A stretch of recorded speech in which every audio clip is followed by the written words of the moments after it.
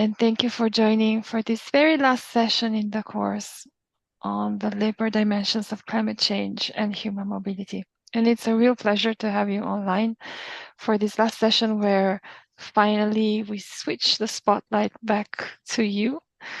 And we take a back seat and we just listen to the excellent work that you've been doing in the past few weeks. So the session today is going to be entirely dedicated to the presentation of the group works, the results of your group discussion, and I'm very happy to have online with me our colleagues Paul and Tommy from the University of Galway, who was instrumental in drafting and crafting, let's say, the group assignment that you have all just completed. So you will hear some feedback from them as well after your presentations. And then we're going to take a very few moments at the end of the session to just go over some of the key reminders, let's say, the key deadlines that we need to be mindful of in order to successfully complete the course, and the completion criteria as well.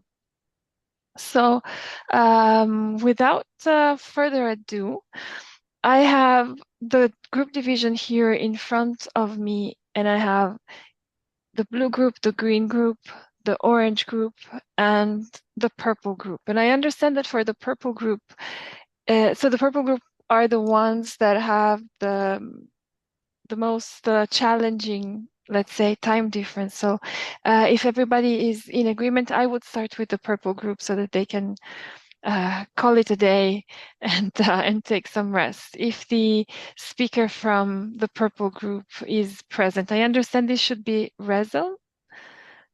So Rezel, if you are online and you can hear us, I'm happy to pass the floor directly to you. Okay.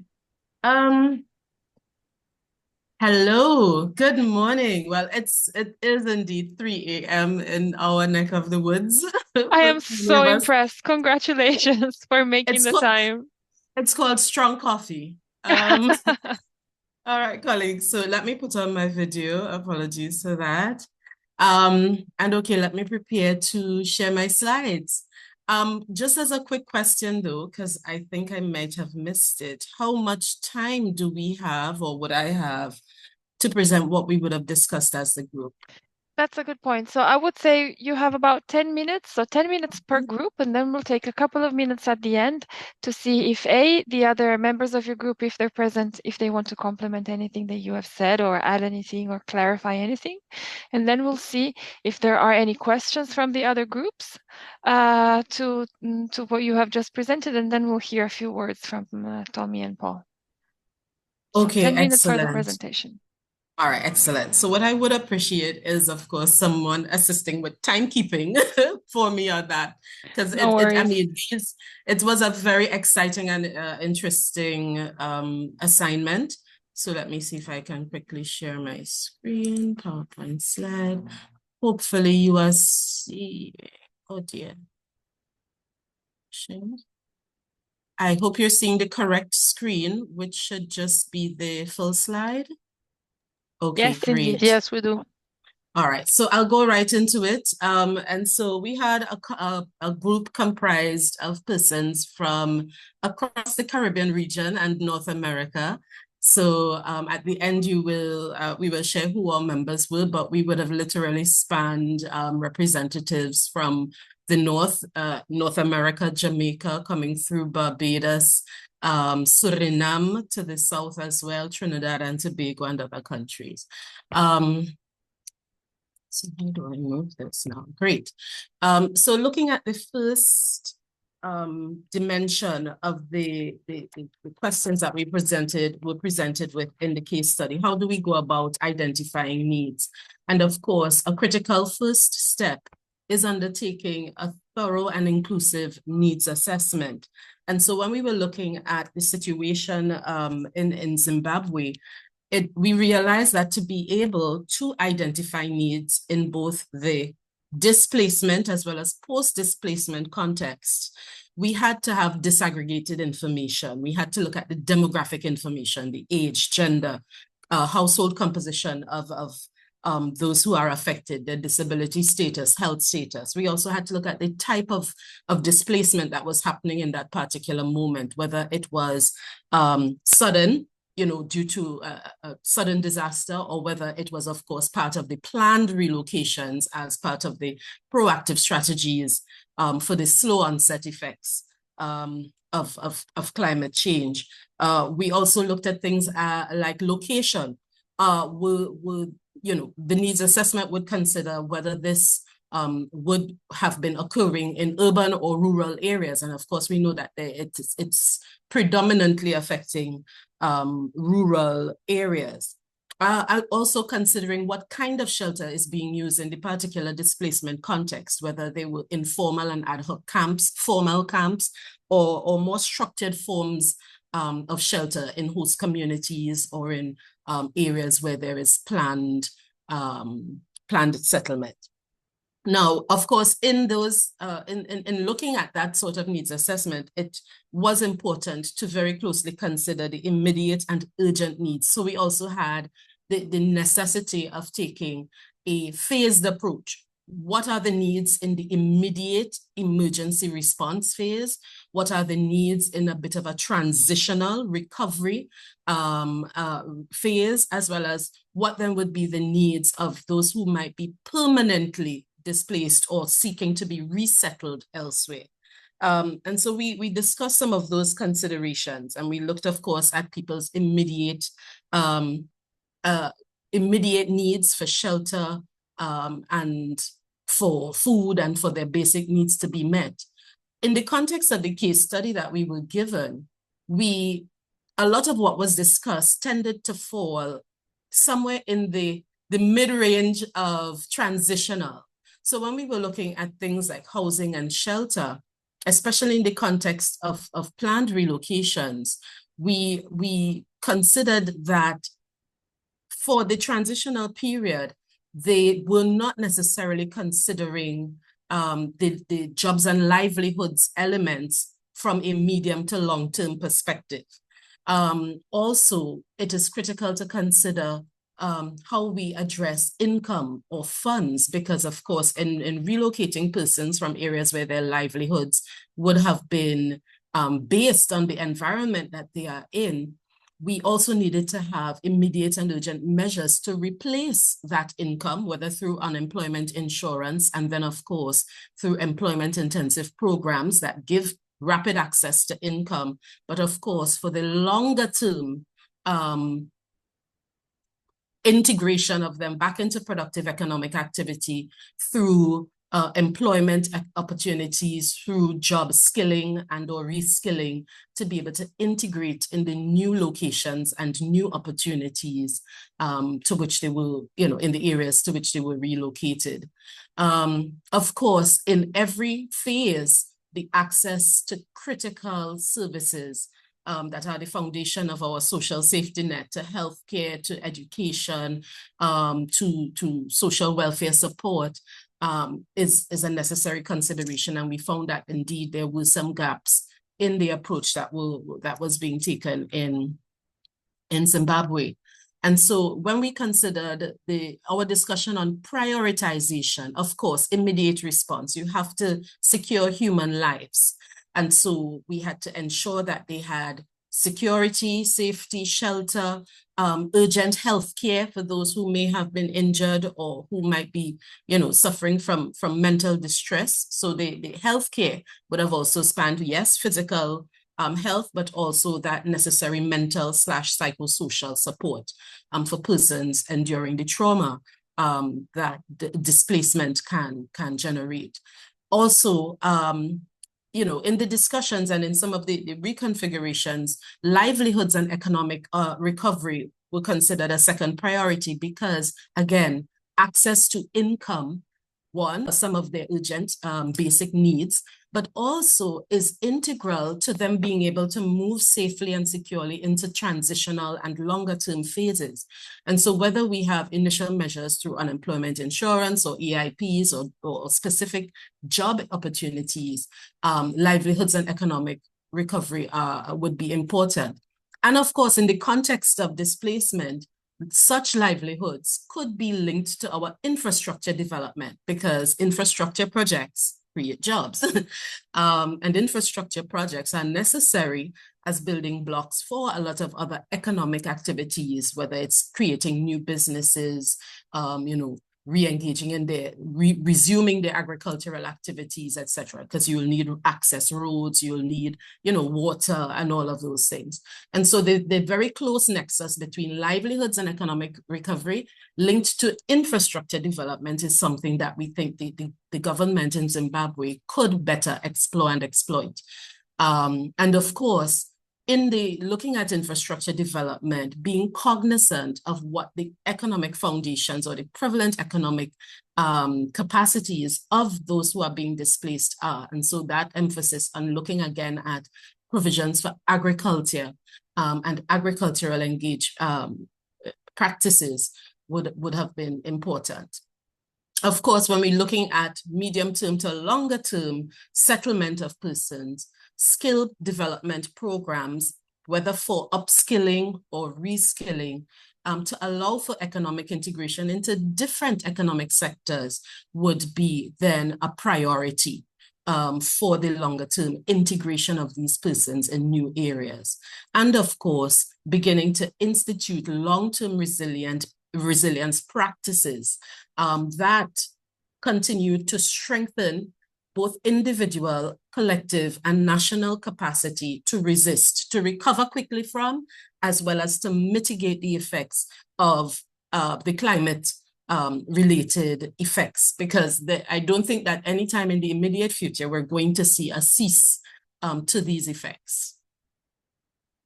So engagement and participation, as you know, is of course critical. We are living in the era of human-centered development, which of course means humans have to be involved at every stage, and should be rightly so. And when we looked at it, we found that there was actually a very close correlation between this question and then the subsequent question on collaboration with certain partners. And so in our analysis of it, engagement and participation occurs or needs to occur with two kinds of groups: those that are structured, so our trade unions, our employers, federations and federation groups, organized NGOs and CSOs. But then also engagement and participation has to include those who are most affected, those who are directly involved in the situation, those who are being displaced and moved from their homes and their communities. And so in looking at it, we had to look at it jointly, understanding the needs as well as the roles of these actors and how we make space for them. So in the how the how of the voice and agency, it's important to create mechanisms and to have structured processes.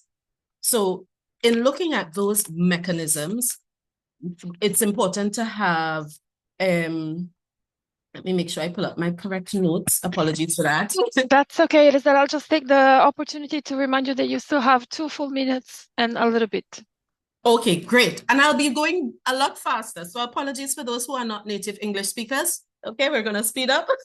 In the how of voice and agency, multi-stakeholder committees at community level are critical. Representative bodies that participate in the planning, decision-making, information gathering about what's needed on the ground must also include the displaced themselves. And so in Zimbabwe, it would be opportune to leverage the traditional leadership structures that exist at the community levels, and to involve these traditional leaders in such decision-making structures.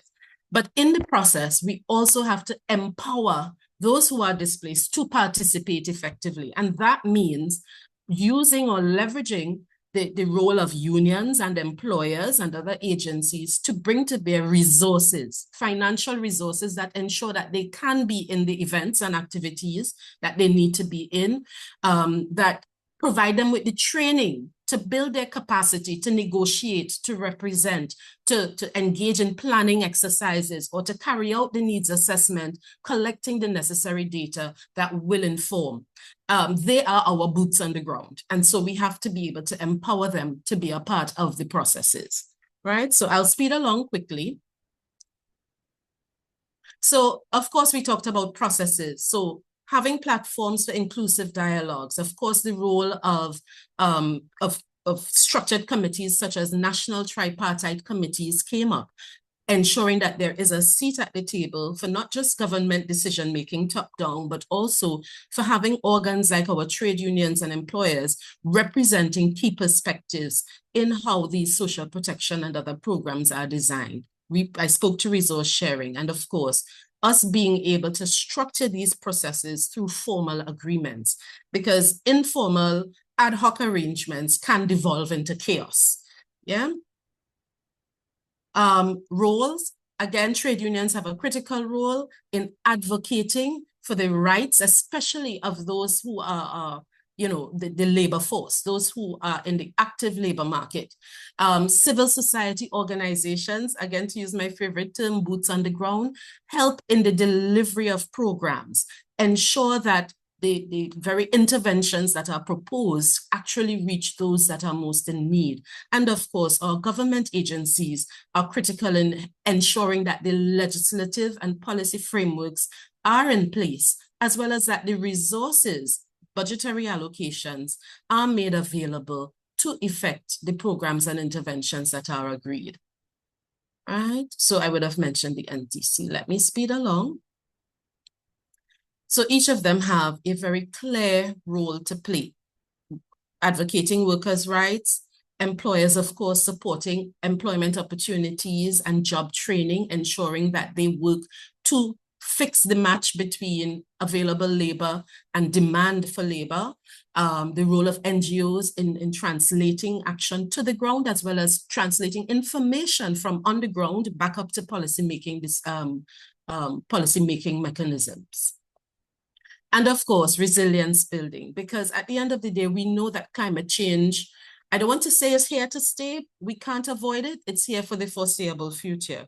So how are we looking at longer term resilience? It means if we are focusing on humans, then that we have to be willing to, let me go back one bit. We have to be willing to have programs that address human needs. And so cash transfers, in advantageous ways. We would have discussed the need for things like cash transfers, no interest loans. We can't always apply rational and unemotional market economics, to saving human lives and ensuring human futures. And so, of course, the necessary just transition frameworks are critical for how we structure our resilience moving forward. So skills training, looking at how we build also and expand the coverage of our basic services, be they healthcare, be they access to, education, quality education, as well as quality technical vocational training. We also have to have the tools for data collection and for forecasting. So it's important that for us to make future decisions, we build our capacity to collect data, to analyze it, understand it, and to use it to drive the decisions that we make. Some we actually had, and I'm hoping that these presentations would be shared on the platform after, some targeted recommendations that we wanted to propose that could be considered in Zimbabwe's context. So things like offering incentives, specific incentives to target groups of service providers, to teachers and others who play a critical role in building long-term sustainability in any society. And of course, greening. Greening is important. We need to have environmentally sustainable practices in our economic sectors that help to reduce emissions, that help to reduce the overall effects of climate change. And of course, continuous to any process is the need for open, transparent, and regular communication. And so, it's imperative that for resilience building, we leverage all of the communication capabilities through technology, analog and digital, that we have to keep persons informed. Being human-centered in our development also means communicating clearly, frequently receiving feedback and integrating that into the programs and solutions that we are building to respond to the situation. Yeah. Am I down to 1 minute, Michaela, or 0? You're 0, but I'll give you 30 seconds to wrap up. Exactly, 30 Thank you. seconds. So when we considered some of the policy gaps, we distilled these key recommendations, and this is where we'll be wrapping up. 1, it's important to establish formal multi-stakeholder coordination platforms, and these can occur at various levels, but these would enable participation of the key stakeholders, from those who are displaced right up to the ultimate decision makers. It's important to also have comprehensive capacity building programs. We not only need technical and vocational skills, but we also need leadership, planning, strategic skill building. And that is what will enhance the capacity of the various stakeholders to contribute to processes. We also need to have feedback mechanisms. As we said, relaying information to persons empowers them to participate better, to make decisions, to be a part of the solutions and programs. And of course, a systems approach that allows us to have integrated and comprehensive programs. So looking at the nexuses, or the next, I don't know, is it nexi? Between education, employment, healthcare, and all of the underlying fundamentals in our social protection programs. And of course, building resilience through not only our infrastructure, but also our practices, economic and other practices, towards a sustainable future. Okay, so I'll pause there. I know that there are other members of the team who may also wish to augment, but I want to just assure you that we had the full contribution of every member of our team. Coordinating among different time zones was a little tricky at times, but there was a lot of active engagement, a lot of extremely interesting contributions in the discussions that we had, and I look forward to continuing with our stakeholders. It's a good network to have. I'm done. Thank you so much, Rezel. And I have to say, congratulations. I'm really impressed by the depth and the scope of the presentation that you just gave us, but also the level of detail of your analysis. So absolutely great job, well done to the Purple Group. As you correctly pointed out, if there's any other group member present right now and you would like to take the floor for a very, very quick moment to share any additional remarks, we're happy to listen to you. We can carve out a couple of minutes for that. It doesn't look like anybody else is going to want to contribute. I wonder if Paul or Tommy, if you have any feedback for the Purple Group. Over to you. Thank you. Yeah, I will go first. I would just like to thank the group for the presentation. It was very detailed and quite engaging to listen to. I think I liked their focus on, the idea of greening. I think it's an essential idea or a concept that we should put forward when we're looking at human mobility and climate change. I think it should be a principle that underpins most of the work that we do, or even the recommendations, as it were. And their focus as well on, building up inclusive needs assessments. I feel that was like something that was important, especially adopting like human-centered approach. I think having looked at the case study, it shows that they identified the lack of that kind of collaboration that the government takes in terms of working with those that are displaced to come up with solutions. So I felt that was something that stood out from their presentation, and really great work. Yeah, that's all from me. Excellent. Thank you, Paul. I wonder if you have any comments, or if we can also pass to the next group and take everything at the end. Just very quickly to congratulate the group on I think a really great piece of work. Really fantastic. So yeah, really interested to hear from the others as well. Thanks. Fantastic. Thank you very much. Once again, congratulations to the purple team. And I would like to pass the floor next to the orange group, if that's okay, if you are online, or at least if the selected speaker is online. I understand it should be Nikaril who will be taking the floor for the orange group. So over to you. Nikaril, we're happy to listen to you. Yes, good morning. Thank you. Good morning, good afternoon, good evening. Thank you very much for the opportunity. Is there any possibility to share the slides from the UAN, because I have some technical difficulties with my laptop? So is it possible to share the slides? We have already... Yes, I believe so. Just 1 second that I will pull it up on my screen because I don't have it open at the moment. So just 1 quick second. Okay. Voila.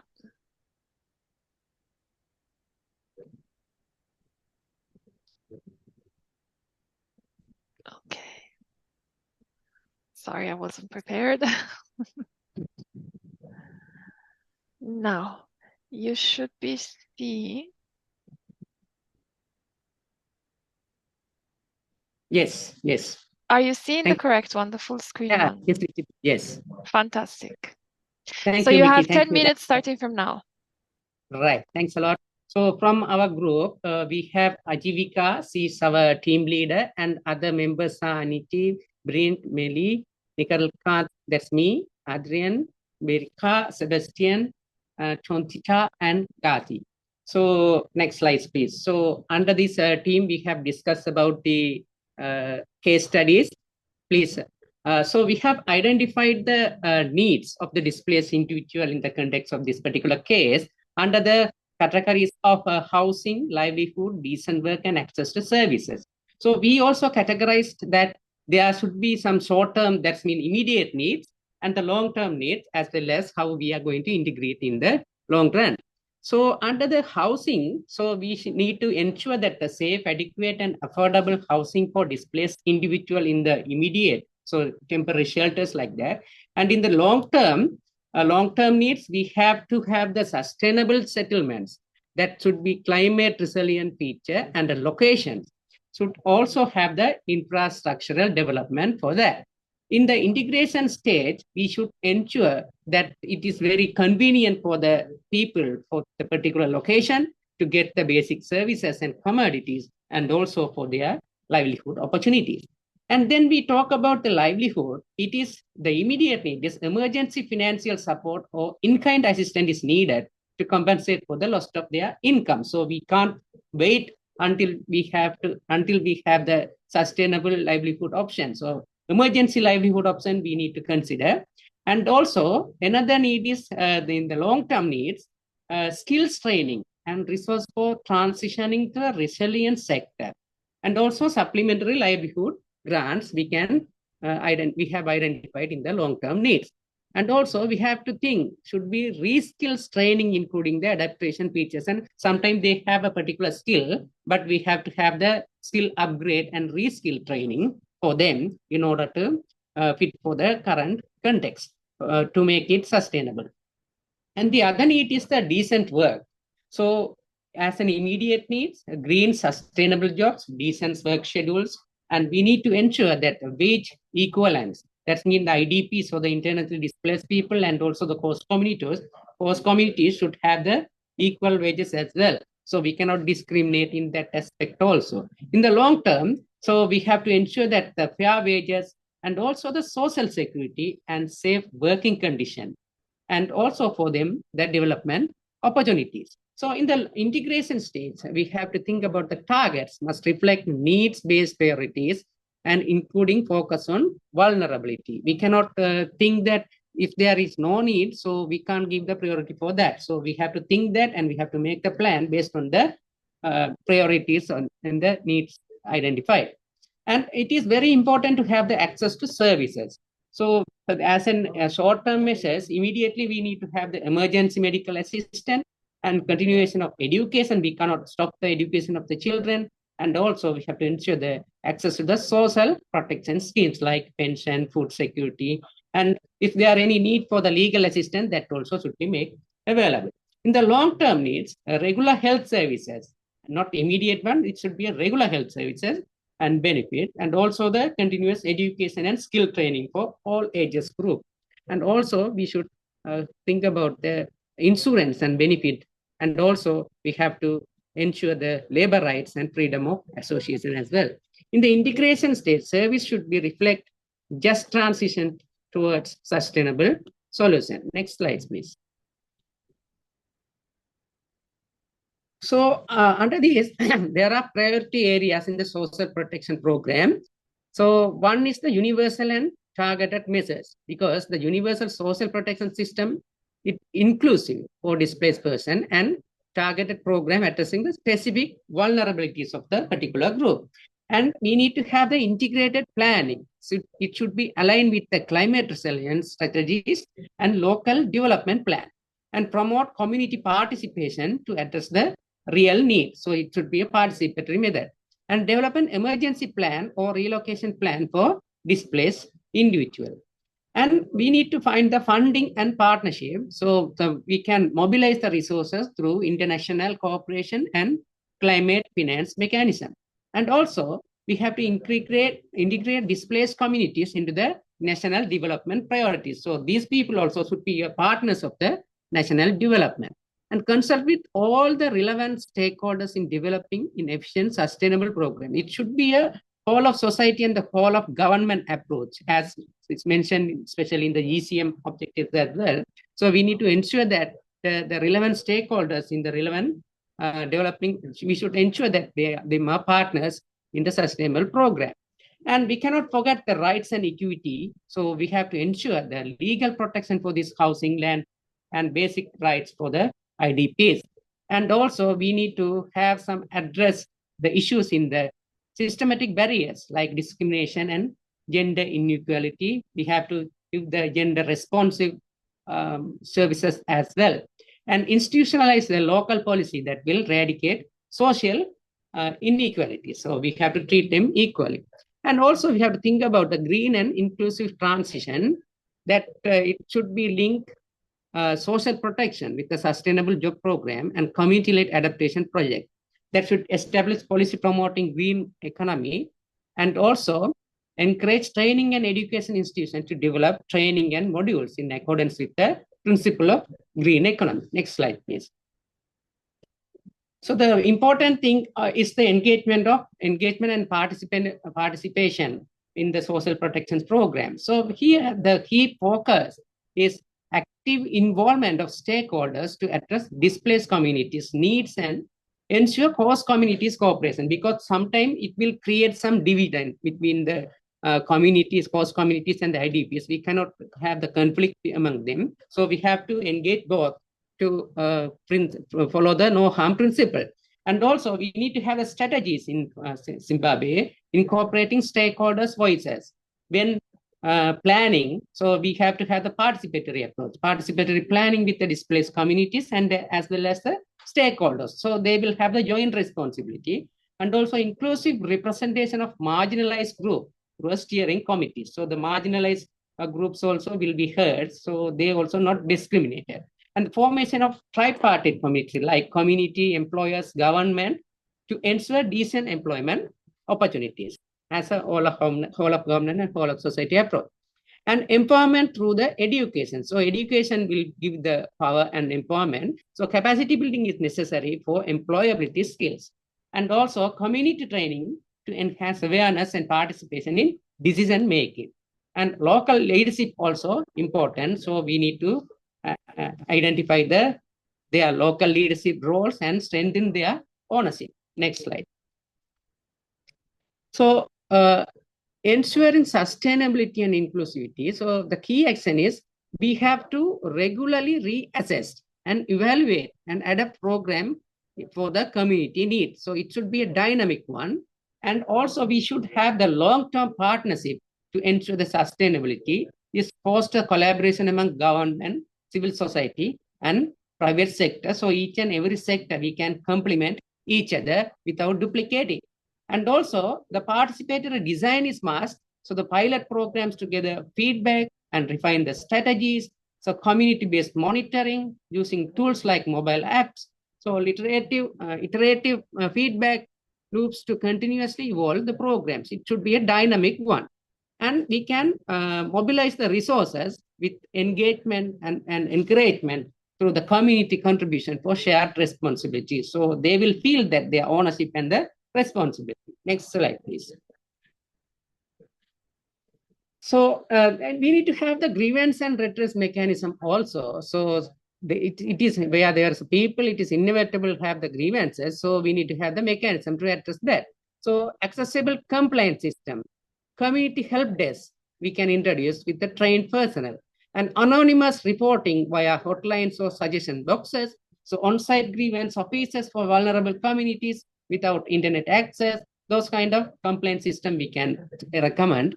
And also transparent and timely resolution is must. So we need to give the clear guidelines and timelines for addressing complaints. Mediation services for unresolved issues also important, and awareness campaign on policies to protect displaced communities' rights. Next slide, please.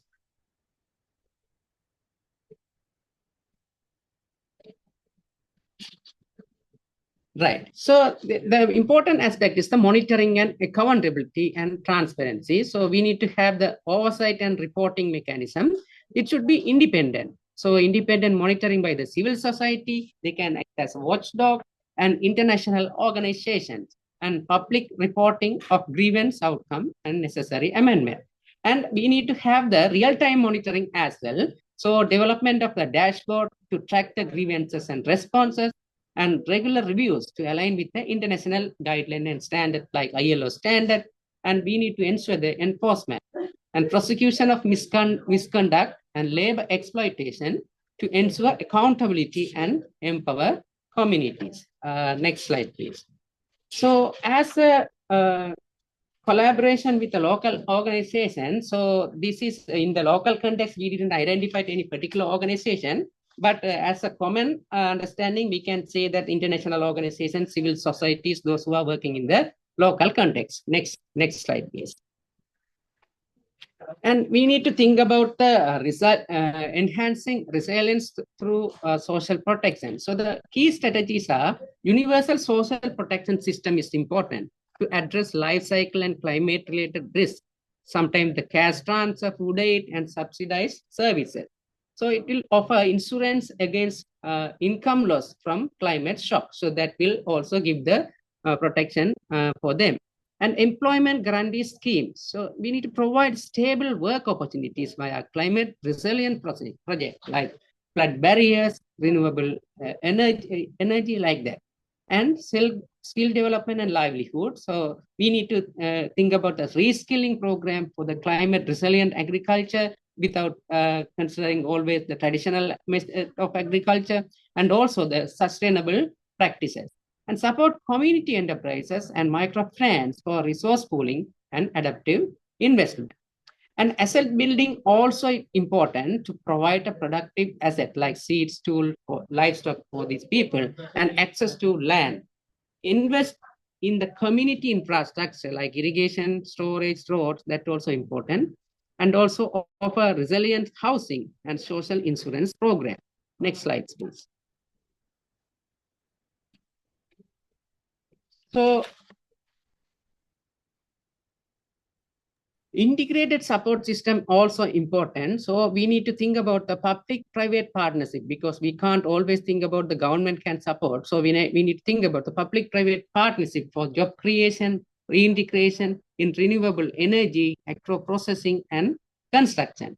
And we need to promote climate smart agriculture with the training and resources. And we may think about the free or subsidized education and vocational training for the youth, and mobile health services for the all people. The community empowerment is must involve displaced population in decision making for tailored program, and also strengthen network for collective action and ensuring sharing.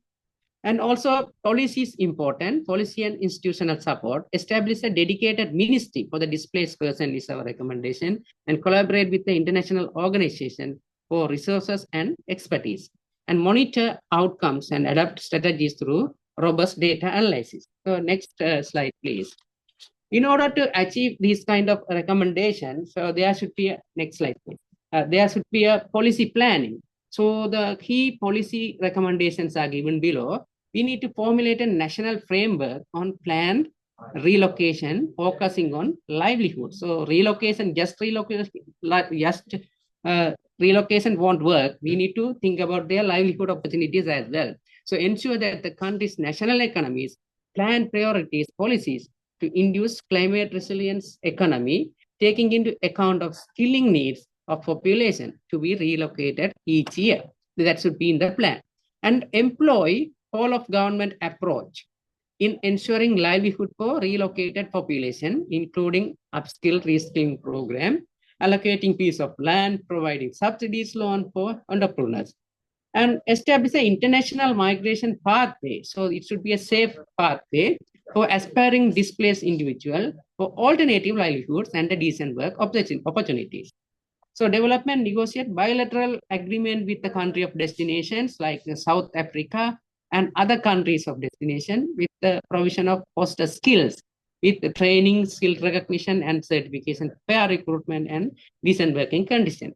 And also we have to establish the universal social protection to protect all form of life cycle risk, take into account the prevalence, informality of existing economy and ensure gender responsive always. It can't be a gender discriminatory or the gender neutral. We need to think about the gender responsive one.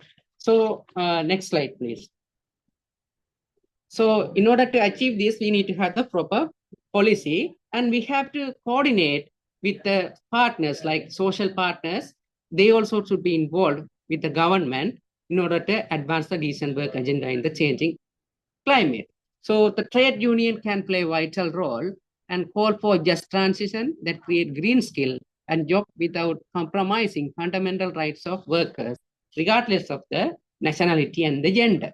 And devise union policies and measures to facilitate membership of formal workers and migrant workers, facilitating relocated workers access to local grievance mechanism.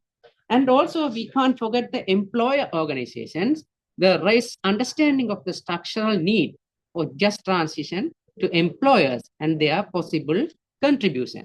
And also deploy technological advancement among national federations and businesses network to facilitate just transition and promote technological and vocational education training on green skill and practice to workers regardless of their nationality. So those are our policy planning recommendation. I think, thank you very much. Our presentation is end here. So thank you very much for the leader and our other members. The leader has communicated and coordinated very well because we are very busy people and very people are from different part of the world. Communication is very much important. Ajivika done a great job, and thank you. Other members also contributed very well for this presentation. Thank you very much. Thank you very much, Nikaril. Thank you to the Orange Group. I think you did once again an excellent job. Very systematic, very well structured. So thank you very much for that. And I see that a bunch of congratulations are also coming into the chat box for you. So indeed, I agree with Stephanie. The presentations we received so far are quite impressive. So Paul, Tommy, anything that you would like to say on your side? Thank you.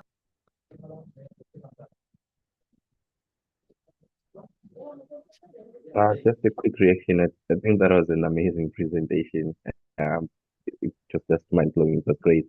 They touched almost every dimension to the presentation. I think that was just great. Yeah, that's my reaction. Excellent, thank you. Thank you very much for your feedback, Paul. Let me know if you would like to also add something, and if not, once again, congratulations to the Orange Group from our side.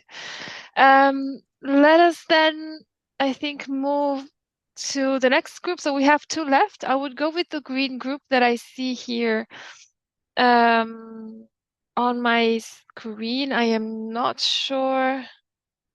But I think Madhushika is going to be the presenter for the green group. So please let me know if I'm mistaken. No, you're correct. Fantastic. Over to you then, Madhushika, and thank you for joining us online. Okay, let me share my screen.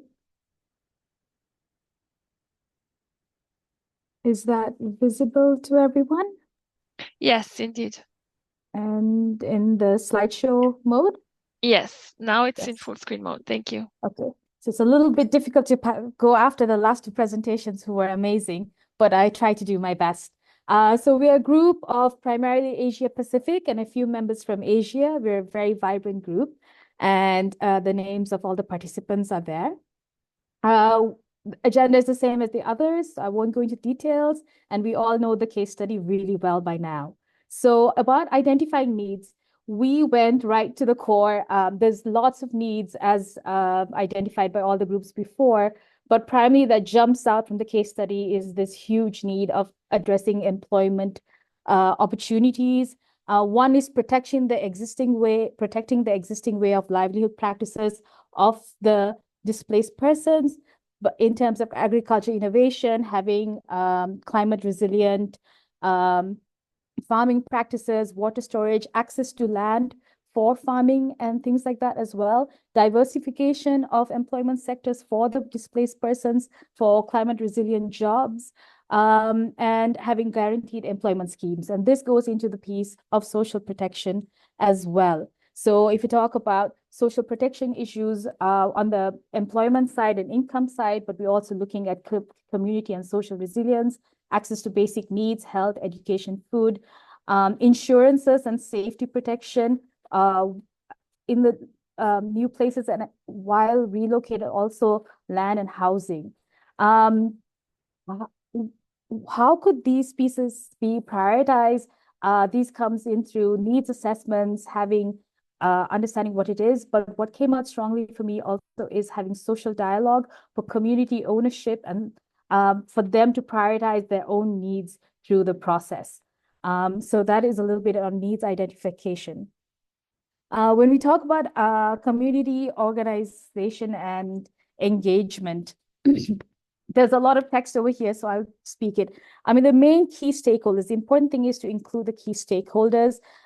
Specifically, the vulnerable populations should be consulted from the beginning. Leaders from the community should be included. Women and children, religious leaders should be included. The community voices should take precedence in decision making. And it's important to have feedback mechanisms throughout the process, as well as regular check-ins. So it's important to keep having those conversations going to make sure that everything is on track and the needs are addressed as required and is as relevant.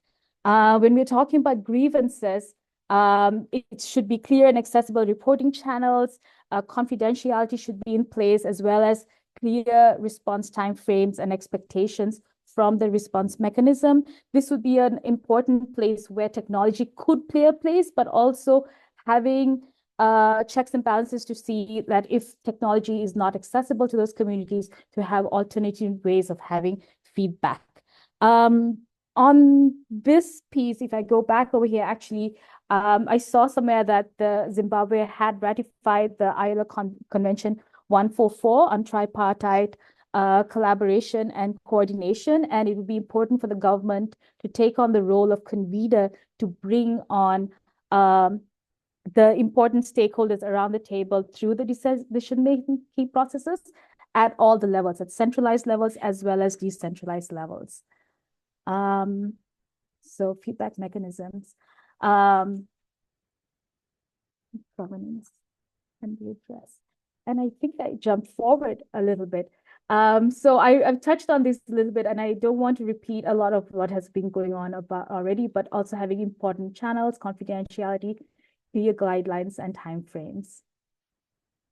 In terms of collaborations, this is, again, when we come back to having the government take the role as a convener for encouraging facilitation amongst multi-stakeholder platforms, having the different people around the board, the NGOs, the employers, the roles of the communities, the leaders and the vulnerable groups, women and children as well. What's important in this dialogue is to promote ownership of the transitions, and social dialogue is important here to be predictive about the issues that could come up, as a result of climate change, as well as to anticipate and mitigate those challenges. So it is only through the social dialogue that the people on the move, people who are relocated, could feel that their needs are addressed and could feel that they're not pushed into the process by decisions that are not their own.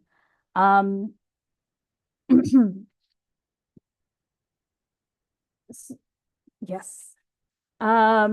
So when we talk about considering the national focus on national measures, again, it's about promoting ownership, just transitions, and they have to be built on respect and promotion of the fundamental rights as recognized by the ILO.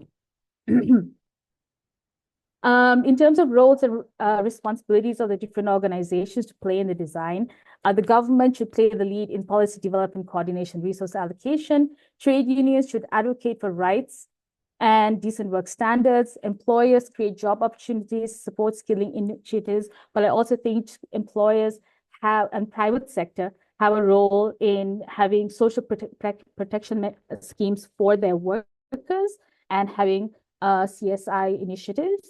NGOs could deliver community-based programs, bridge service gaps, and advocate for inclusion. Community groups ensure localized, people-centered solutions to promote integration and cohesion.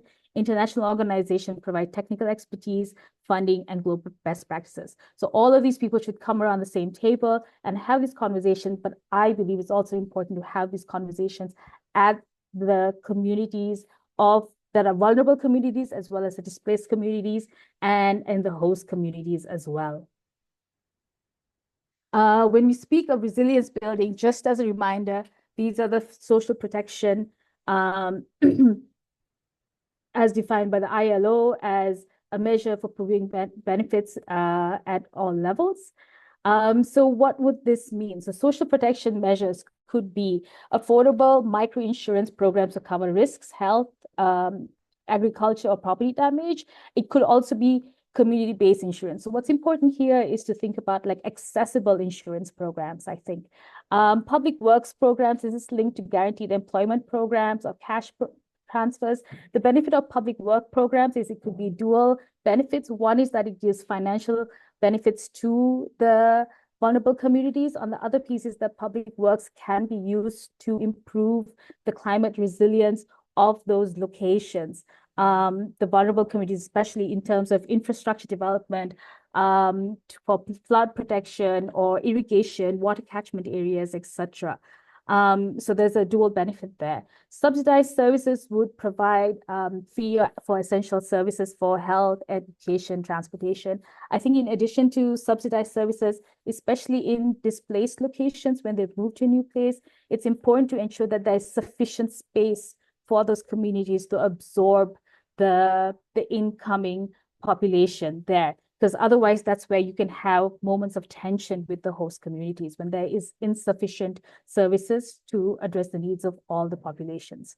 In terms of asset building, as a means of resilience, if you think of skills as an asset, then having training on climate resilience livelihoods, alternative livelihoods to the traditional agriculture, looking at renewable energy, sustainable agriculture, ecotourism, hospitality, technology, even many other different pieces, introducing apprenticeship programs with local employers would be useful, a bridge between the relocate communities and the host communities, bringing them together.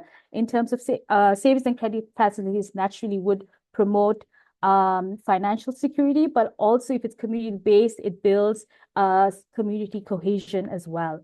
Access to land and resources, especially for displaced persons, would be essential. Otherwise, they would always feel that they don't quite belong and that any move is temporary. And then comprehensive strategies for livelihoods and essential service, integrated livelihoods, combining skills, microfinance, market access initiatives, smart agriculture, agrotechnology, etc., enterprise developments, as I discussed earlier. Essential to access to essential services, health, education, universal health coverage, social integration and community engagement. That's really to build the community spirit, especially in relocated locations, to have programs that benefit both the displaced populations as well as the host populations, so that that reduces the tender and also gives them opportunities to come together. Finally, in terms of policies, I mean, this comes out repeatedly, but the big policy gaps that come out to me was that the planned relocations, I put them in inverted commas because it seems like it's not well planned enough, even though they're called planned relocations. And the planned relocations do not attempt to access, training, skilling, does not think about livelihood options. There may be resistance from the host populations that came up in the case studies in having restriction to cultivation, farming, etc. So there needs to be better things to mitigate this kind of tensions. No specific policy for addressing any internally displaced persons. The support, the response to a shock as a result of climate change is very ad hoc. It's not streamlined. There are no guaranteed safety nets in place. And, as discussed multiple times, very low coverage of existing social protection schemes. So if you talk about recommendations of government, number one is ratification of key ILO conventions. And in line with that, to have the improved policies to address these issues in line with these conventions. So focus on livelihoods for relocated populations as well as the host populations, opportunities for skilling, reskilling, upskilling, having social protection schemes. In italics, I say programs that incentivize both host communities as well as the relocated communities to bring both communities together. In terms of social protection, targeted support for vulnerable households, infrastructure improvements, financial income resilience, access to basic needs, a clear response plan for displaced populations, and opportunities to partner with the private sector. One piece I didn't mention is also to introduce a dedicated government unit for addressing displaced persons, because this seems to be a trend and a frequent trend that's occurring in Zimbabwe. So it's no longer a one-time event, it's a regular trend, and they need a focused agency to focus on this. Recommendations for trade unions. The trade unions should advocate on workers' rights and ensure decent work standards, encourage registration of displaced persons to unions to ensure their rights are protected, advocate for inclusion of national labor policies to focus on minimum wages and work safety. And I believe the Workers' Union of Zimbabwe is also not recognized by the government, and this should also be a top advocacy point for the trades unions. Recommendations for employment is for employees to create better job opportunities, skilling initiatives, advocate for employees in the current locations to provide social protection benefits to their workers, support improving their household and workplaces from protection from climate-related disasters, create emergency funds for relocation or addressing immediate needs of their workers and their families, but also to advocate with employees in relocation areas to recruit newly recruited persons, introduce training apprenticeship programs, and green jobs. What measures could be put into place for them to graduate from such support? And I think the message that comes loud and clear for me from this course is to take a holistic, durable solutions approach.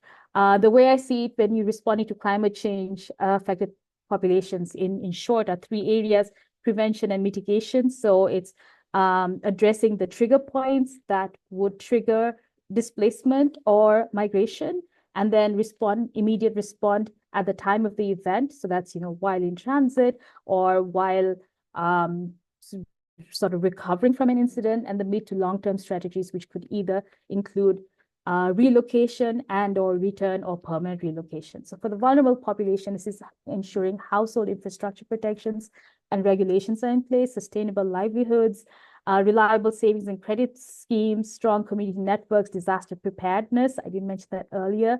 For displaced relocated populations, identifying sustainable livelihoods, ensuring adequate infrastructure for basic services to relocated populations, fostering social cohesion and harmony with host populations, and taking a holistic community development approach with programs that mutually benefit both host and relocate populations. And with that, I conclude. Thank you. Thank you, Madhushika. That was a fantastic presentation. Excellent, impeccable timekeeping. So thank you. Thank you very much for that. And once again, congratulations for a very, very well constructed, well thought out presentation. So I wonder if there's any comments, first of all, from other members of the group, which we probably forgot to do earlier, or any questions from the other groups. And if not, I would pass the floor to Tommy and Paul to see if they have any feedback as well for you. Thank you very much.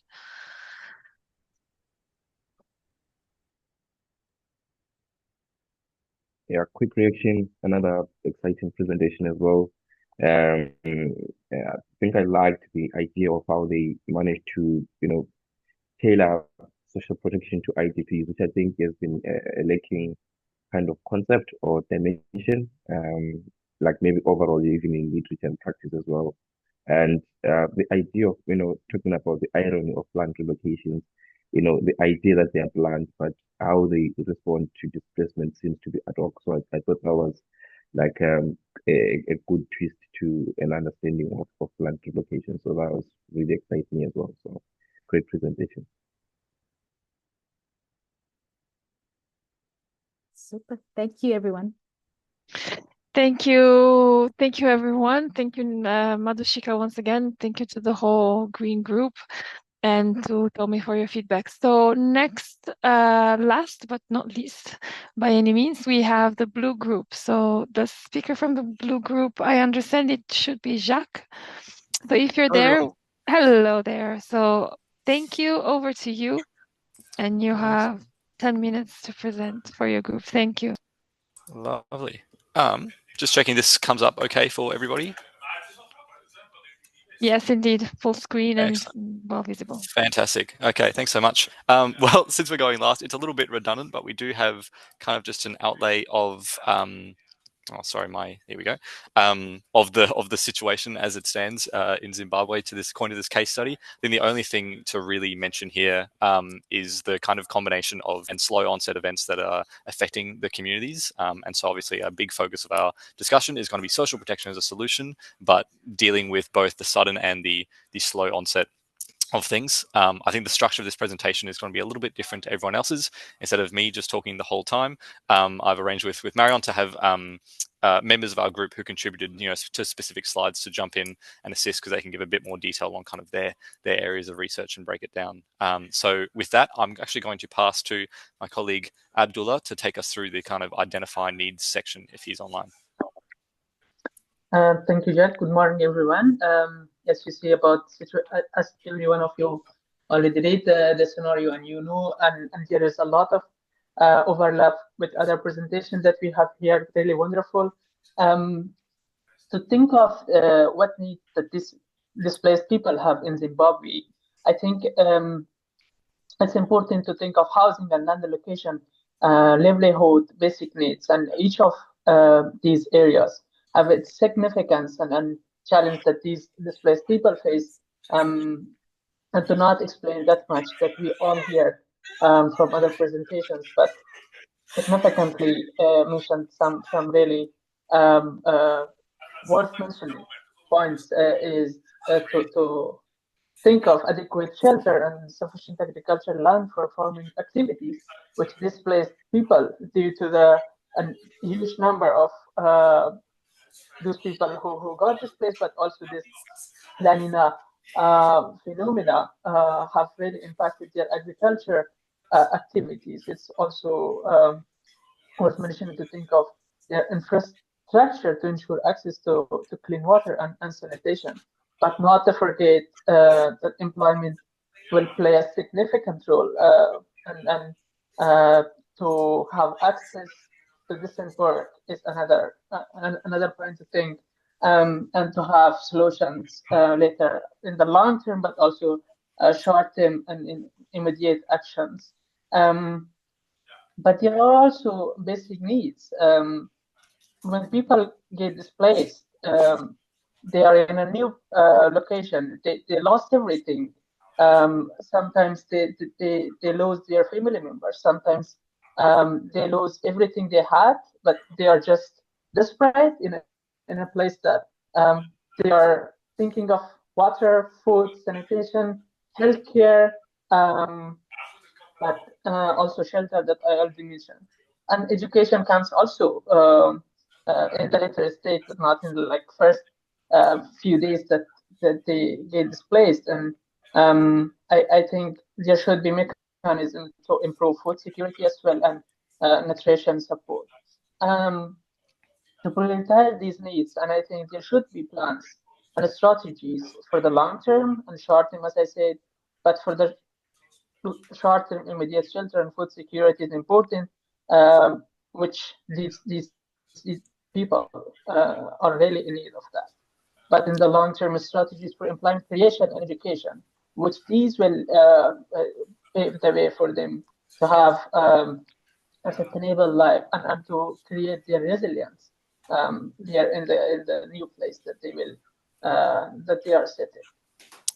Fantastic. Thanks very much, Abdullah. Thanks for taking us through kind of the overarching, the big kind of ticket items that we're dealing with.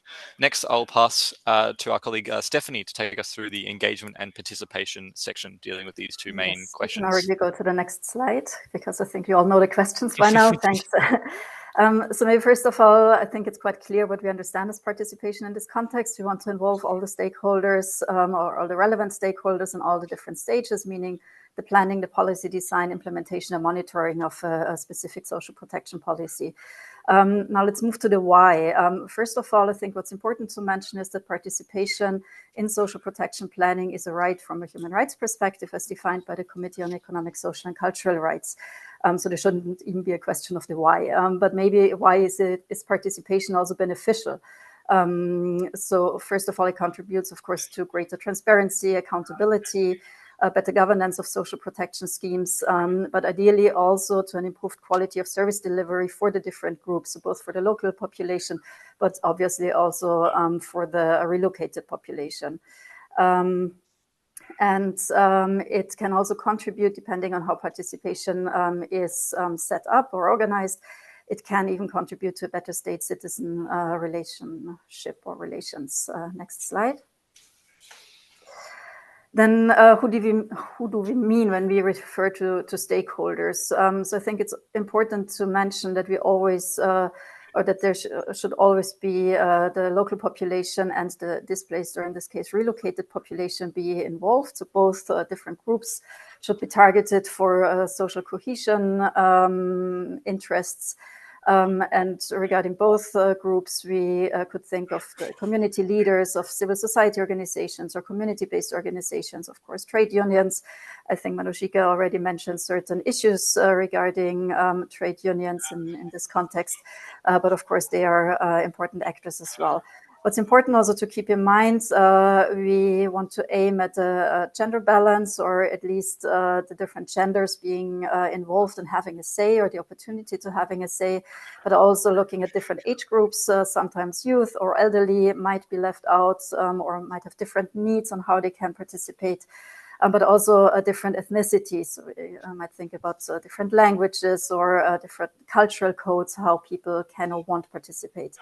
Then how can it be, how can participation be organized? First, the planning, design, and monitoring phase, so kind of before and after. We might think about focus group discussions involving kind of average of the different groups regarding the aspects I just mentioned, regarding gender, age, and other diversity aspects. But we might also set up proper consultation processes for civil society or community-based organizations. And during implementation phase, we can set up grievance or redress mechanisms. And of course, we have to take into account accessibility or limitations or other limitations of the different models that might be envisaged. But more on that on the next slide then. And during implementation phase, we can, of course, also continue consultation processes, but if you want to reach larger sections of populations, we might even organize town hall meetings, or we might set up structured social accountability mechanisms such as social audits or community scorecards, citizen report cards, or the like. Next slide, a quick look at the grievance and redress mechanisms. So as I said, we might think about different mechanisms really depending on the local context. So we have to take into account the literacy of the target group, but also digital literacy depending on the tools. And in general, the accessibility of the people concerned, be it internet connection, phone networks, roads. So it really, your choice of mechanism really depends on what's feasible and possible. So just some examples, you could think about complaints boxes at, for example, a municipal building or central town square. But of course, that's not suitable for illiterate target groups who cannot write up their complaints. And also we might think about anonymity, how that can be ensured if it's such a public spot kind of for your complaints box. Another option would be a call center. Ideally, it should be a neutral unit, of course, but you have to think about phone and network connections, and the availability of phones. It needs to be cost-free, of course.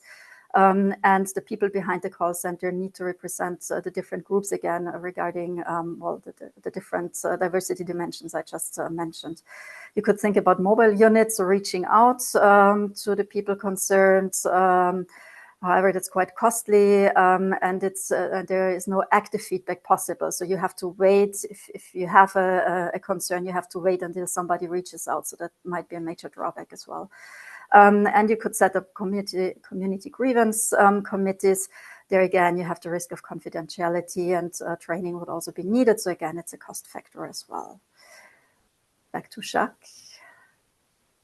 And you're muted.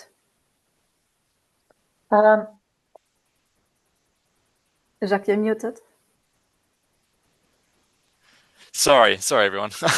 I will quickly reshare my screen again. Sorry about that. No worries. Thank you very much. And just passing now to look at how we can, further engage kind of, local stakeholders and community groups. I'd pass back to Abdullah to take us through kind of how we can address some of these concerns and causes through collaboration with local orgs. Yes, thank you very much. When it comes to collaboration, I think it's important to think of building partnership, and it plays a crucial role when it comes to engaging with these communities, but also how to provide services, create employment opportunities for them, and also financial support when it's needed, and in the very early stage when it's immediate action and support, how these NGOs, trade unions, employers can come together. And I think building partnership is important. And when they build partnerships, they can work with local employers and community groups in fostering a skill training. And to have also the government's efforts, and in terms of national policy development, when the government parties and entities are part of this partnership, they will be likely to accept that the policy initiatives have been developed by NGOs and trade unions. When they are not part of that, it's quite difficult for them to convince them at the later stage. When I say them, I mean trade union and NGOs, but also on the other hand, government entities, and having them in the same stage and coming together in one table, I think it will be more easily to convince the government entities to accept also what these trade unions and NGOs have to say and have as a suggestion for policy implementation. And this is something that partnership is really important. And which kind of role these organizations play, each of them have significant role in what activities they are doing and in which part and in which stage. And I think starting from trade unions, protecting right of displaced workers and negotiate fair wages. Sometimes we see that when people get displaced, they are looking for money, for jobs, and sometimes they get some really least paid jobs, and they accept because they don't have any other option. And sometimes also some employers abuse and get these people into work, but at the end of the day, they don't pay. And I think trade union play a significant role in protecting rights of these people. And employers also have to say a lot and to have to do a lot, starting with providing trainings, but also after the trainings, what will happen? If you provide trainings and at the end you say, okay, now you have your certification and that's it. And then what will these displaced people do? I think it's important to also give them employment opportunities that they can create maybe in the later stage their life and resilience. But if not, this providing training could be and should be somewhat how in a way designed to have them starting their own business if possible. This is something that also needs financial support, and NGOs should be available to do that when it's needed in collaboration with employers and trade unions, but not exclusively, and they all can work together in creation of employment opportunities, small businesses for sustainable and creating resilience for the displaced people. Absolutely. Thank you very much. Oh, I'm so sorry. I've just my office has picked this moment to begin drilling in the roof. So sorry about that. I'm just going to quickly change rooms. 1 second. So.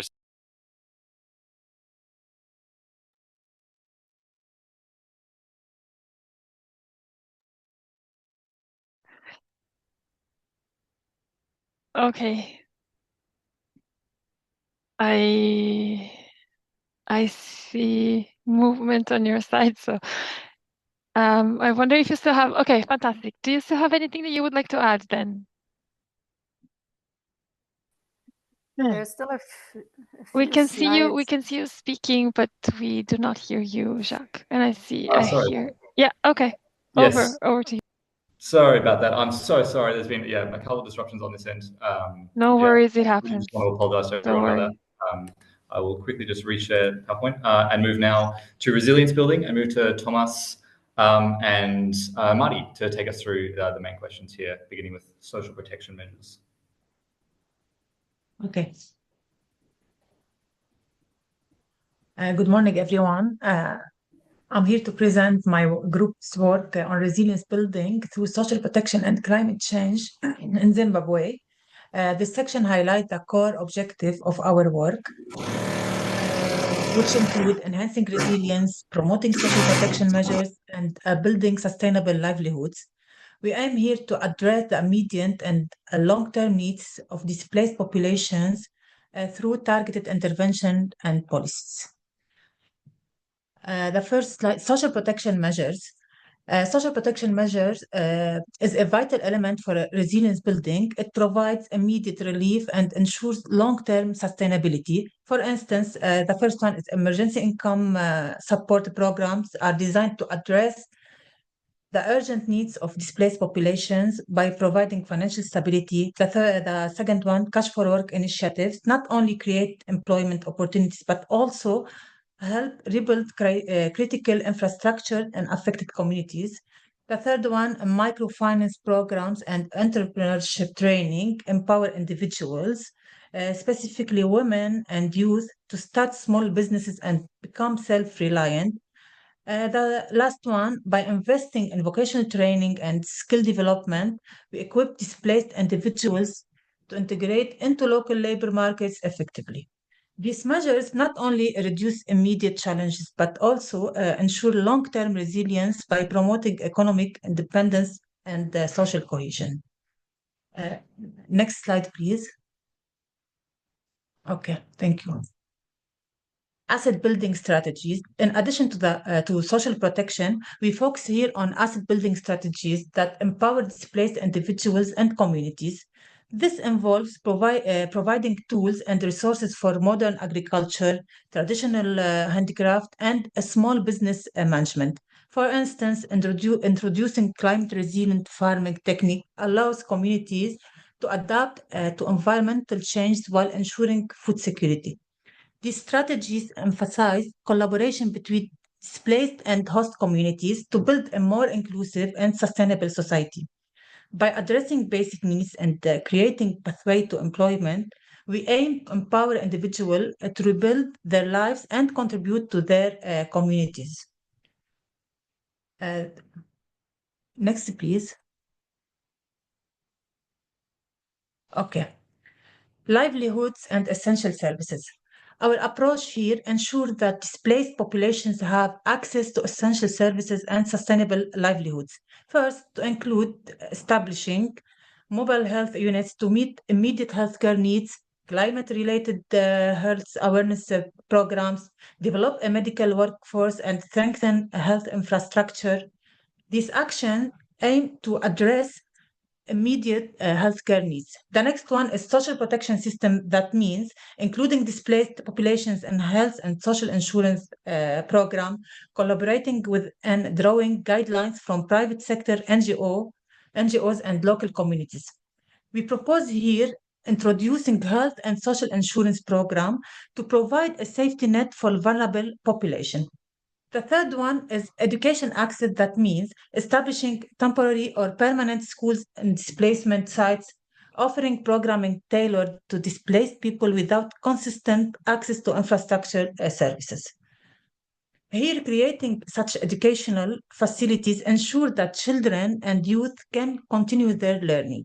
The last one is support for vulnerable groups by addressing needs for women, youth, and person-specific need through participatory approach, establishing community groups and projects, reduce social tensions, and build cohesion communities. Together, these measures promote resilience and reduce long-term dependency on external aid.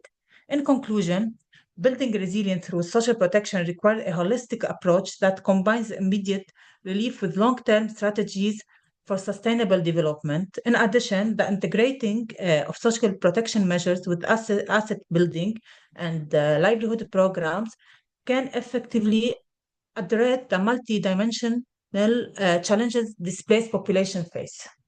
This is everything related to this section. Thank you. Over to you, Jack. Thank you very much, Hamadi, and thank you for taking us through that. I'll just make sure I'm still sharing my screen. So sorry again for all the interruptions, everyone. This has been such an unlucky morning for me to be hosting this part of it. I've had to walk across my entire office building, but hopefully now, just to take us through the final section, policy planning, I can quickly just run through a couple of key ideas here. Decided to respond to the second question first about measures to be put in place to ensure that the policies that we've discussed and the methods for engaging participants and for building more resilience in these communities can actually be, that people can graduate from this support. So Asmin and I looked at this section and we found that if there has to be a focus on blending this support with the livelihoods of people and looking at if they're going to remain in these new communities to make sure that they feel supported and that they feel like they can have a chance to put down roots and build assets in these new communities, or in the case that they're looking to migrate back to where they've come from, to have opportunities to reskill and retrain while they're in this new area and make sure that the support they feel they're getting from the community is tied directly to their inputs and their own kind of self-development and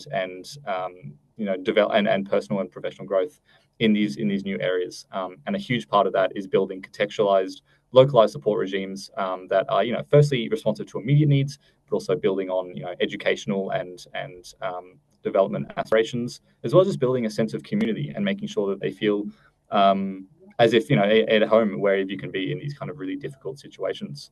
And so that kind of comes into this next bit on the policy recommendations from all different sections. The first of which being from the Zimbabwean government, and the one I thought was most critical, was to just conduct market interventions where it can be stopped to keep people from, having to do relocation, involuntary relocation, really.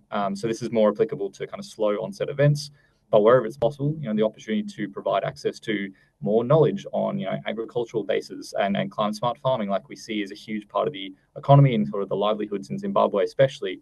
Opportunities to share knowledge and ways to stay in your local community and not have to be forcibly relocated is really, really important. And there should be a focus on the Zimbabwean government to make sure that if a problem is temporary and can be overcome, like a sudden onset event, and requires only a short-term migration, or requires only some level of intervention from the government to avoid people being involuntary migrants that are unable to return to their lands and have them be productive, that should be avoided at all costs. We should have make sure there are temporary financial release and subsidies to keep that from happening. In the case where migration does occur, we need to be looking at the resilience building regimes that we were just looking at in the previous question, and so considering how to retrain and reskill and equip displaced people to thrive in the new environment they're finding themselves in. And that ties directly to what trade unions need to be doing. So that reskilling and retraining of vulnerable workers, we found to be the key link between what the government and the trade union needs to be working on together in such a complex and sort of multi-dynamic, multi kind of dimensional area like climate migration. We need to be working with all sectors of the government and trade unions and employee organizations to provide pathways to reskill people, sometimes on the fly and sometimes in less than ideal circumstances, but to make sure that workers aren't exploited and that, we can avoid kind of that terrible cycle of vulnerability that we saw in some of the lectures, where people just kind of become deeper and deeper into centers of economic insecurity and lose out on opportunities in education because of that. The final Zimbabwean government option was to formalize this kind of regional approach to displacement and adaptation, as well as kind of establishing this working group to lead on synthesizing and more, formalizing the implementation of the just transition guidelines to make sure that no one is left out in the cold when it comes to these, forced migrations. And that if it does have to happen, that there can be a structure for people to maintain access to their rights to work, their rights to live, and ultimately their livelihoods, and get access to lands and asset build once again. So this could take the form of a really formal setup like the IGAD has, where you have almost visa options between separate countries, or the same as the Felipili Treaty between Australia and Tuvalu. So there could be a regional approach for supporting displaced people and making sure they have access to assets and interventions where it's needed. But otherwise, it could just take the form of making sure that governments and trade unions and these employer organizations at all levels, and every institution, every NGO, and every public servant, and everybody working on this sector understands the just transition guidelines and is working towards the same kind of ends. So to that end, the public-private partnership is the key link here with employer organizations, that ultimately we can have all these excellent programs in place, but if employers are not helping to have the capacity to take in, retrained and reskilled people, that training isn't going to go and do much, as Abdullah was talking about. So it's really important that employers take it upon themselves to support families and to support relocated people, and work with the government and NGOs to make sure that there's opportunities for education, upskilling, for people also who are usually left out of that economy as well. So women and children and people with disabilities. And that might take the form of collaboration with TVET programs, might take the form with existing programs run through NGOs, and include a lot of equity and capacity building initiatives that essentially just make sure everyone is included in these situations where already migration is difficult enough. So when it does happen, everyone has the access to work and to build assets for themselves and to kind of reconstruct a new life. And that brings us to the end of our presentation. Thank you so much for listening to us, and many thanks to my group. Apologies again for the disruptions on my end. I'm very sorry about that, and I'm sorry to leave us out on that one. But in any case, I hope you found it interesting, and thank you again for everyone for listening. Thank you so much, Jack. And honestly, we've been doing this for a few years now, and it's nothing we haven't seen before. Disruptions happen. We don't worry about it, because I think you all have done a great job with the presentation, you individually, but also the team as well. And it was nice to close the session, I think, on a dynamic presentation such as this, where you pass the floor to each of the components of the group, which is something that we hadn't seen before this time. And it's been really nice to see the interactions between among the different members of the group. So absolutely excellent work. Thank you once again, and congratulations to the Blue Group as well. I'll pass the floor. I see, Tommy, you have opened your camera, so please, over to you if you have anything that you want to add, and then I'll also. Yeah, another super presentation. I think I just liked how they took us back to the basics. The whole idea of bringing out the sudden and rapid onset. That differentiation I think is very important when we're talking about how we can respond to climate induced mobility. I think that was a very kind of interesting idea. And, that whole breakdown as well of why participation is important on social protection. I think we have to, go back to the basics in as much as we want to come up with recommendations and policy solutions. I think that was great from that presentation. Fantastic, thank you, Tommy. And I have to say, so like I said at the beginning of my feedback now, we've been doing this for a few years, and I have to say I'm really, really impressed with the quality and the depth and the inspiration also of the presentations that we've seen today. I think all of the group have done an excellent job, and I'm very, very proud and impressed. And it's very rewarding from our side to see how seriously you take the activities that we offer you as part of the course, and how much effort you put into it, including waking up at 3 a.m. in the morning to present. So thank you all very much. I think you deserve a huge round of applause, virtual, unfortunately, but nonetheless, congratulations to everyone. Paul, I'm not sure if you're still online, if there's anything that you also would like to add as we move into the conclusion, I would say, of this of the session, but of the course as a whole, considering that this is the last session. So Paul, if you would like to say a few words, over to you. Well, thank you very much, Mickey. And I want to, first of all, recognize the team at ITCILO, Mickey and Marion, and everyone who really helped to make this course a success. I also want to really thank Tommy for this case study example. I don't know if I'm allowed to give sort of a hint of what goes on behind the scenes. Look, and see how nervous Marion and Vicky look, but this is only the second year we're doing this course, so we're still experimenting with this, and this kind of came together really thanks to Tommy's willingness to engage on this, and I believe that it's a really good example of, we don't just give you sort of the theory, but it's like, okay, how does this really work in practice? And so I think, really, really appreciative of his support, of also Professor Una Murray from the University of Galway, who also helped to make these connections. And I think perhaps this is something we can look into in the future, how we take this forward. I want to also say a huge thank you to the participants. I mean, again, as Mickey said, you're having to do this course at just horrendous times for everyone, either early in the morning or late at night, for so many of you. But the fact that you are consistently showing up, you are consistently participating, and I think the exercise at the end shows that how much you've also been engaging with this material, how much you've taken on, how much you've reflected on it, how much you've tried to apply it, and I think succeeded, frankly, in applying it in a really, really, really inspiring fashion. I think it's just really, a testament to yourselves, first and foremost, to your commitment to this issue, to your engagement.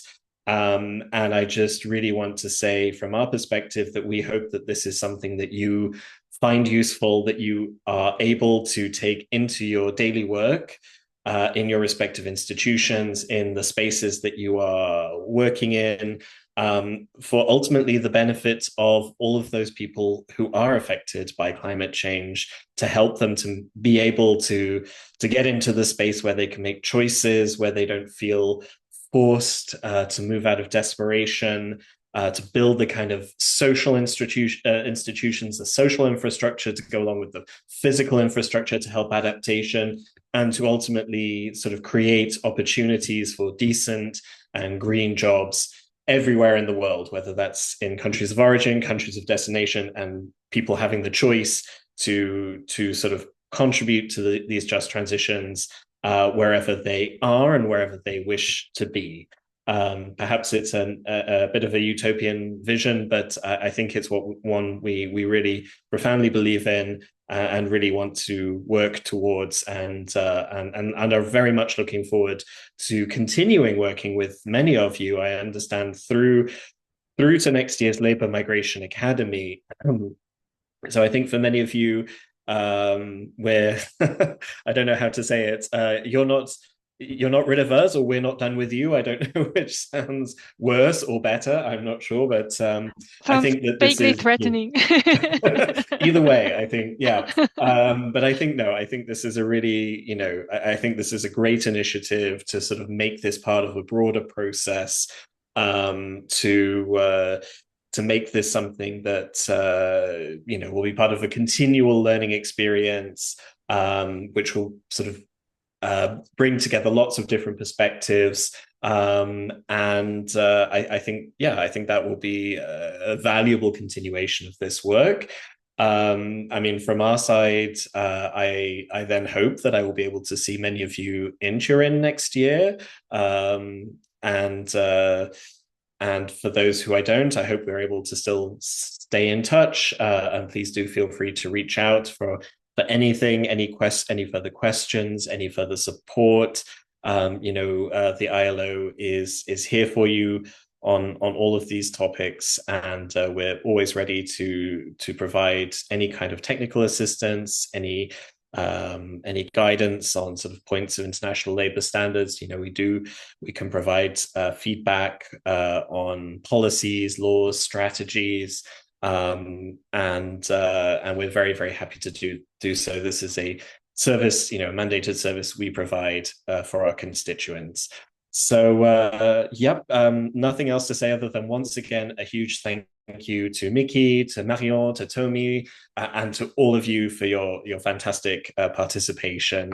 And have a great evening, morning, middle of the day. And if I'm not in touch with you beforehand, very best wishes also for the new year, hoping that you have a happy, safe, and successful 2025. Thank you very much. Thank you, Paul. Thank you very much for your words, your very kind and inspiring words, and also a huge, huge thank you to you for all the work that you put into the development of this course. You said at the beginning, this is only the second edition, which is a little bit scary for us, because trying new things is always a little bit scary. It pushes you out of your comfort zone. But we also, from our side, we believe very strongly in the importance of the topic, and we believe very strongly in the added value that the ILO can bring to the discussion around this topic. So it was a fantastic experience to be able to experiment a little bit with you. So sorry for making you our guinea pigs in a way, and trying to test our ideas and our approaches and our methodologies as well. So thank you for being part of this experience. It's been absolutely fantastic. However, we are not done with you yet, in a very concrete way, in the sense that this is the final session of the course. But as you may remember from the initial presentation, we still have so you still have time to complete all the activities that you will find on the eCampus. And as I mentioned yesterday, we've had some issues with the maintenance on the server that is hosting the e-learning platform. So some of the materials have been delayed by a few days. So make sure to keep checking the page in the next few days. We're going to be sending you a couple of notifications as well in the next couple of weeks, so that you can keep track of the deadlines. You will have time until the 31st of December to complete all the quizzes and the forms of discussion. But also, if you would like to try and qualify for the Certificate of Achievement, which is the only one that is eligible for the Diploma for Labor Migration Experts and Practitioners, you also have time until the 31st of December to submit your final essay. Now, starting from right now on the platform, on the online platform, you will be able to see, and I'm trying to share my screen really quickly. So I hope that you are seeing the correct screen. So at the bottom of the page, of the eCampus page, you will find a section that is titled Final Activities. There is one final quiz for you to complete. It's titled How Much Have You Learned? And the reason for this is that it is the same quiz that we asked you to complete at the beginning, where we asked you how much do you already know?